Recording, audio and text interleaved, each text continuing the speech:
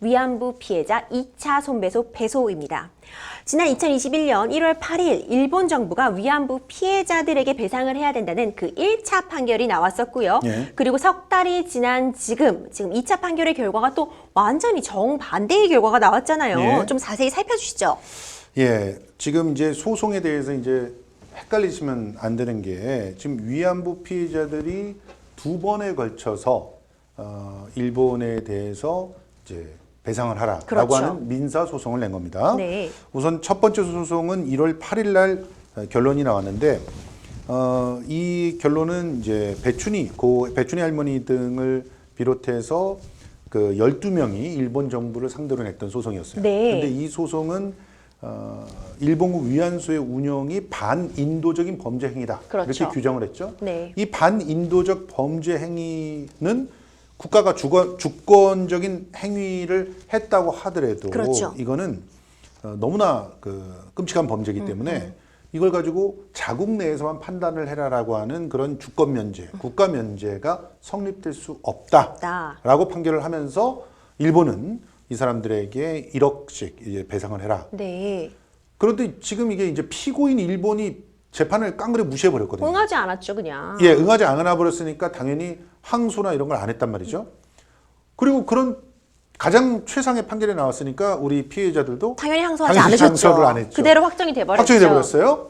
자, 그런데 몇 달 후에, 그 1월 8일 날 있었고 지금 이게 4월 21일 날인가 20일인가 이때 있었던 건데 이 판결에서는 이 국가 면제, 주권 면제라고 하는 내용들을 가지고 한국과 일본이 기준을 놓고 합의를 해본 바가 없고, 그리고 이 내용은 국가 간이 해야 될 그런 범죄적인 행위다.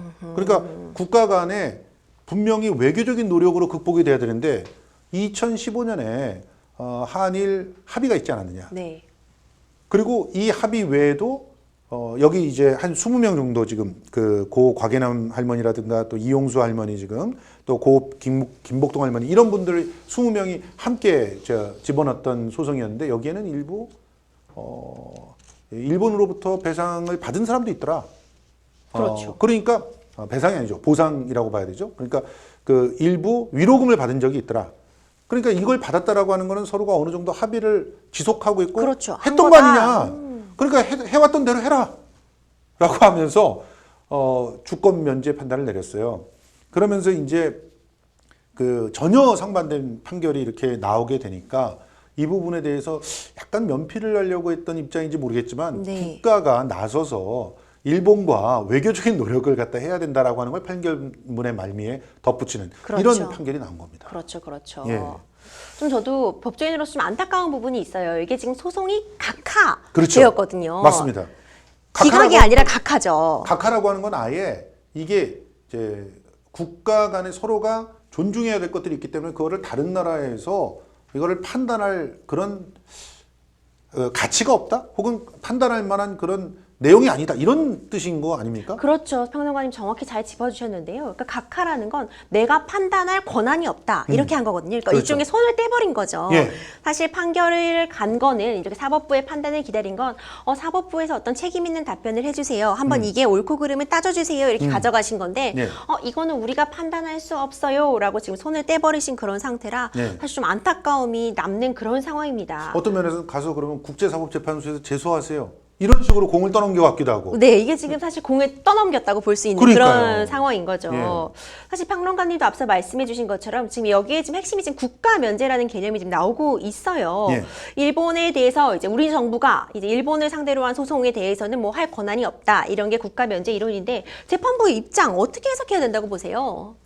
그러니까 이게 주권 국가가 있습니다. 그러면 그 국가가 다른 나라에서 어떤 그 국가끼리의 합의에 의해서 네. 뭔가 행동을 했다는 거예요. 그렇죠. 그렇게 행동을 했는데 그것을 이 국가한테 가서 재판을 받는다는 건 인정을 하겠는데, 근데 그게 아닌 자국에 대해서 이쪽 옆에 국가에 대해서 돈을 받아주세요라고 한다는 게 불가능하다라는 그렇죠. 얘기예요. 이거는 서로의 주권과 또 이게 국제법 상에서 서로가 법과 상식에 의해서 각자의 나라를 통치하고 있을 때는 이게 존중이 돼야 되는 거죠. 그렇죠. 그런데 문제는 지금 이 상황이 전쟁 범죄 아닙니까? 그렇죠. 전쟁 범죄는 한 국가가 다른 국가에 대해서 국제법적인 어떤 상식과 법치의 어떤 결과를 따른 게 아니에요. 그냥 내가 나의 이익을 위해서 다른 나라를 침범해서 심지어는 그 주권을 강제로 뺐고 그리고 주권을 강제로 뺏은 상태에서 그 다른 나라의 그 국민들을 부당하게 노동을 시켰거든요. 그것도 노동 중에선 가장 치욕스러운 인권 범죄라고 할 수 있는 성매매 노동을 강요해서 시켰어요. 그렇죠. 그리고 이번 판결에서도요. 그러니까 각하지만 이번 판결에서도 이게 국가가 주도한 것이다라는 건 인정을 했어요. 일본 국가가 주도했기 때문에 더더욱 국가적인 그러니까 외교적으로 처리를 해야 된다. 이런 식으로 결론을 내리는데 오히려 사용했거든요. 자, 그러면 이제 우리가 따져봐야 될 게 이게 국가 대 국가가 서로가 너 전쟁 때 잘못했지? 그러면 우리한테 당연히 배보상을 해줘야 되는 거 아니니? 하고 합의를 해가지고 그걸 다 인정하고 적법하게 모든 것들이 국제법상으로도 적법하게 진행됐으면 아무 문제가 없습니다. 그렇죠. 근데 우리는 60년에 있었던 한일 수교 정상화라고 하는 사건을 통해서 어떻게 진행됐느냐? 그냥 정부 대 정부끼리 합의만 했지 실제로 국제법에 준하는 배보상 절차를 전체적으로 다 한 게 아니에요. 그렇죠. 한마디로 일본에서는 우리나라에 일정 정도 돈을 주고 그리고 또 차관 그러니까 빌려도 주고 그러면서 그걸로 모든 책임을 면한다 이렇게 서로가 선언해버리고 우리 정부는 우리 정부대로 자국의 피해자들에 대한 충분한 그 배보상의 노력들을 하지 했는가? 않았어요. 안 했다고 보는 거죠, 사실은. 그러니까 이런 일들이 계속 벌어지는 거 아닙니까? 그런데 문제는 이런 부분들을 우리나라 법원에서 이렇게 인정을 하더라도 이미 일본에서는 그 정부 대 정부 대 합의를 다 끝낸 상황이다. 우리는 뭐 돌이켜 볼 필요가 없다. 이런 식으로 얘기를 하고 있는데 거기다가 인도적인 측면에서 2015년에 합의를 하지 않았느냐. 그렇죠. 위안부 합의를 해가지고 거기에 따라서 내가 돈도 주지 않았느냐. 배상금 수령하지 않았느냐. 그리고 니네 정부가 수령했지 않느냐.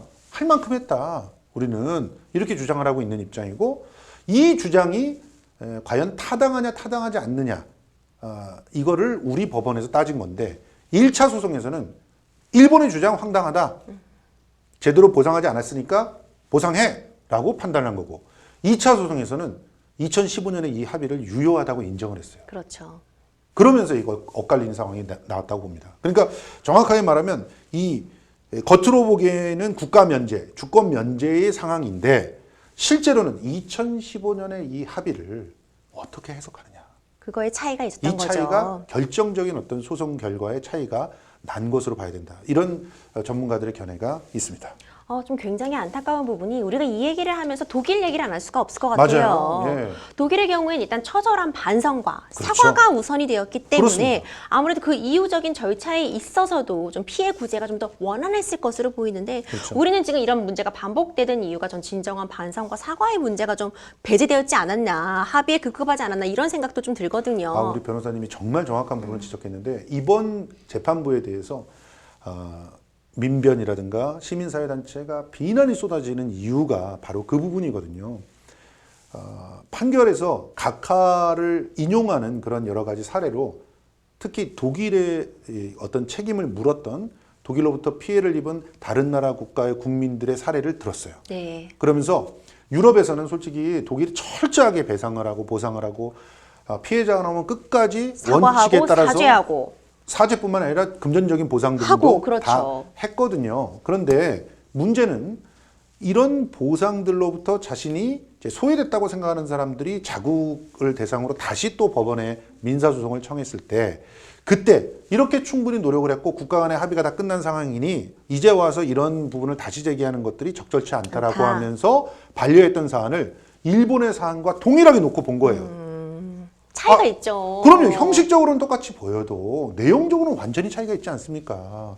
그러니까 이거를 우리 위안부 피해자 할머니들에게 우리나라 법원이 이렇게 했어야 되느냐. 그러면서 정말 많은 비난을 지금 시민사회단체에서 한 것이 사실입니다. 정말 안타깝습니다. 사실상 이 국가 면제 이론이 있는 거는 사실 뭐 일본에 대한 죄에 대해서 우리 판결에서 확정 판결 승소를 하더라도 뭐 강제 집행 같은 게 어렵다는 점은 충분히 공감이 가고 이해가 가죠. 맞아요. 하지만 이런 부분은 지금 우리가 좀 목소리를 내야 되고 국가적으로 좀 힘을 보여줘야 되는 상황인데 이렇게 했다는 부분은 좀 많은 분들의 좀 공분을 사고 있는 그런 실정인데 이번 판결을 들고 일본 측은 어떤 반응 보이고 있는지 좀 궁금하거든요. 일본 측 한마디로 표정 관리 잘하자.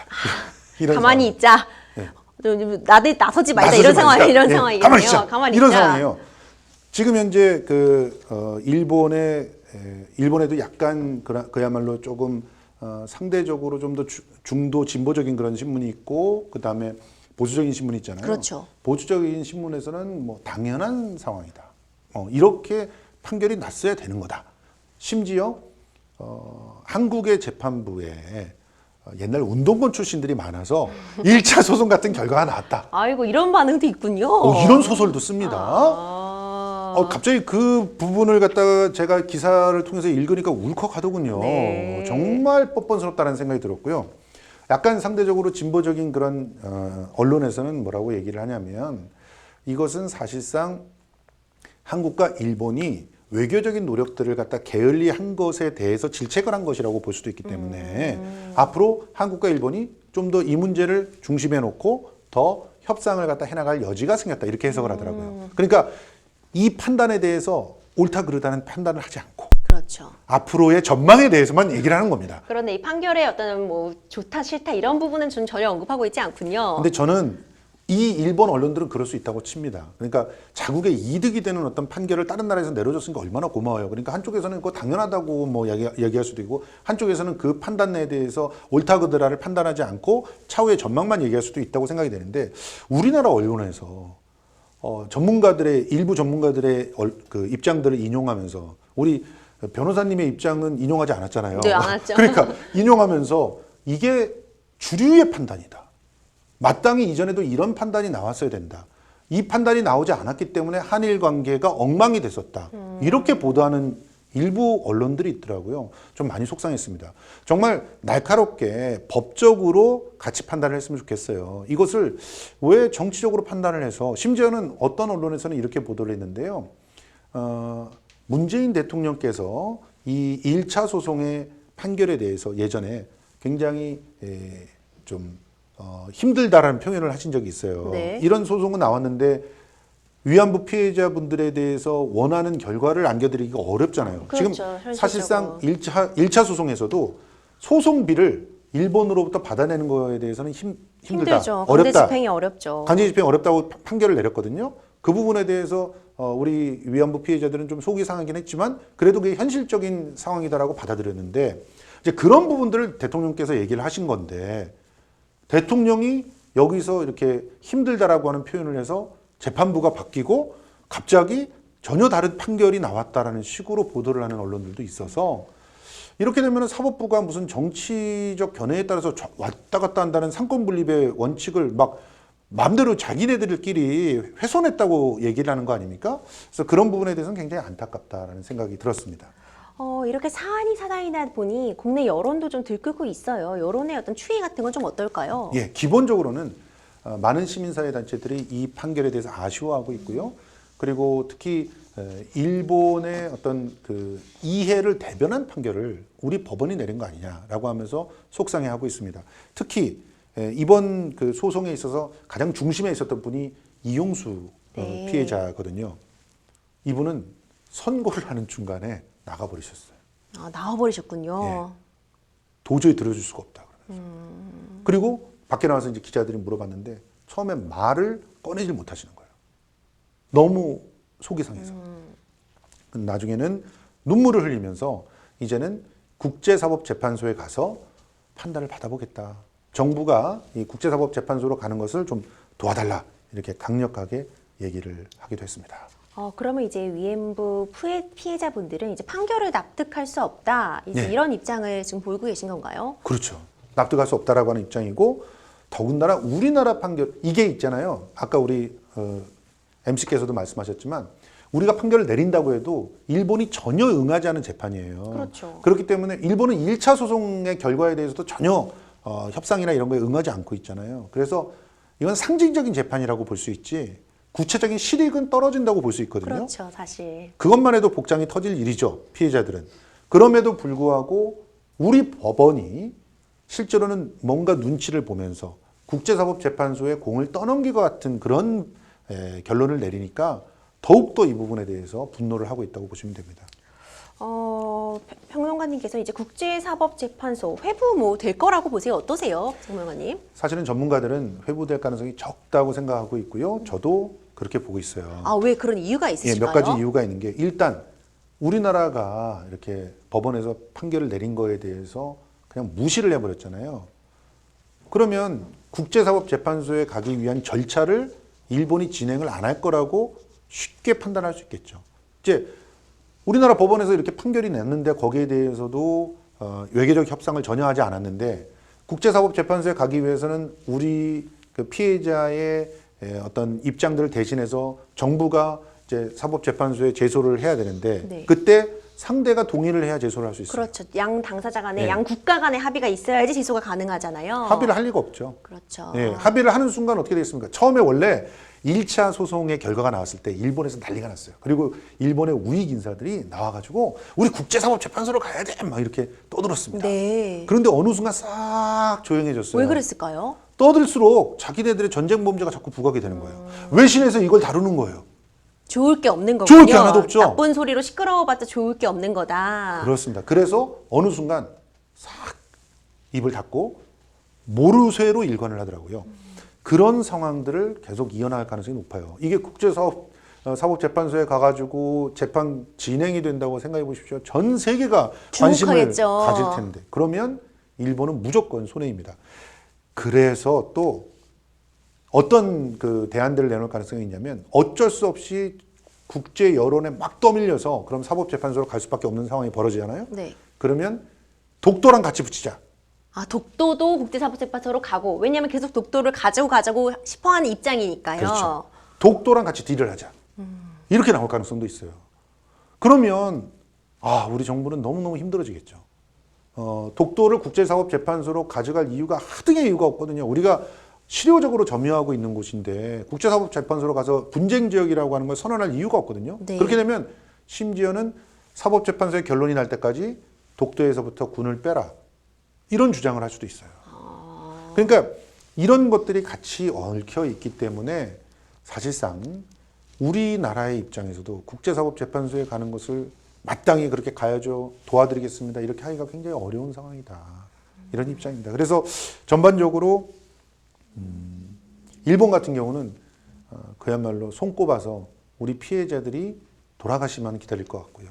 그리고 너무 슬프네요. 우리 정부는 적극적으로 나서서 외교적인 노력들을 하기 위해서 일본과 다양한 협상을 벌일 가능성은 높지만 국제사법재판소로 갈 가능성은 적다고 봐야 됩니다.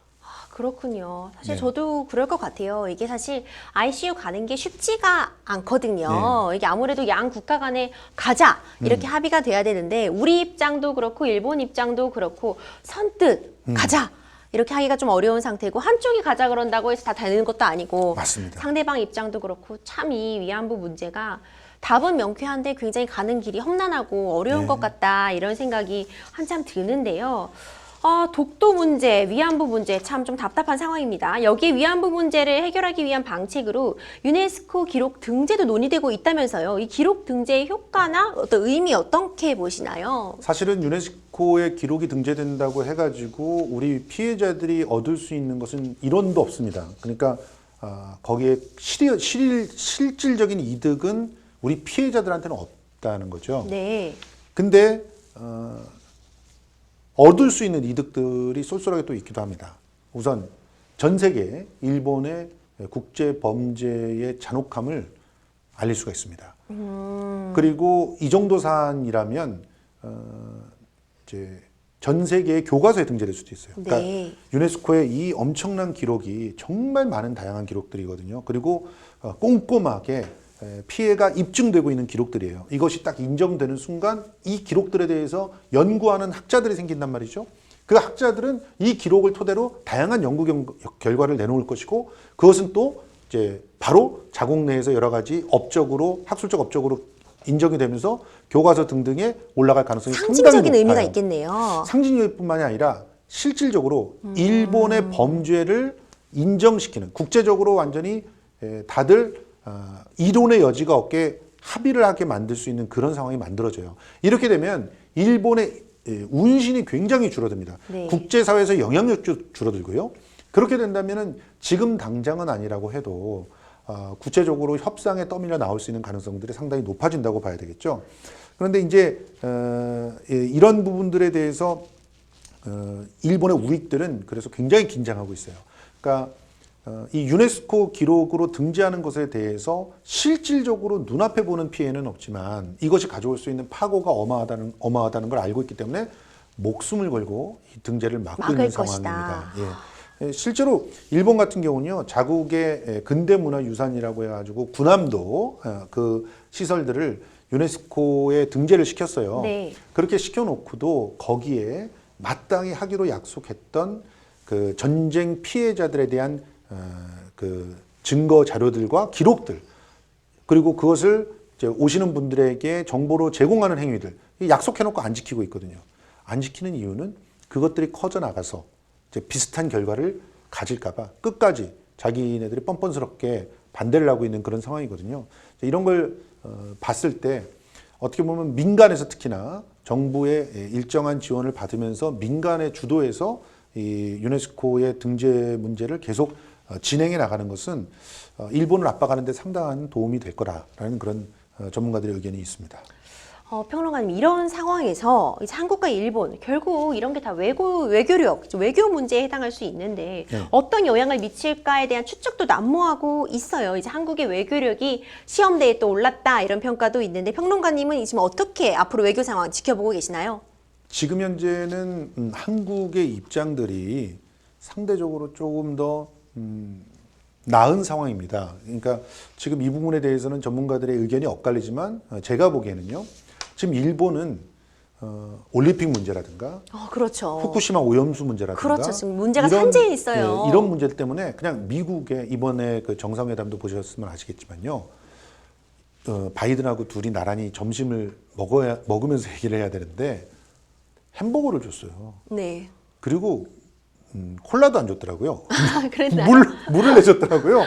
꼼꼼하게 보셨군요, 평론가님. 그런 상태에서 아니 어떻게 햄버거를 콜라 없이 준 거죠 지금? 너무 우리나라에서는 아유, 통용될 김치 수 없는 없이 일 라면 아닙니까? 먹는 거죠. 그렇죠. 그런데 그런 상황에서 둘이 서로 다 밥 안 먹었어요. 손도 대지 않았어요. 그렇군요. 그러면서 딱 20여 분간 회의만 하고, 그런데 정상회담 결과를 보면 일본이 무조건 뭐 기브업 한 것처럼 모든 면에서 미국이 원하는 대로 다 따라주는 그런 상황이 됐습니다.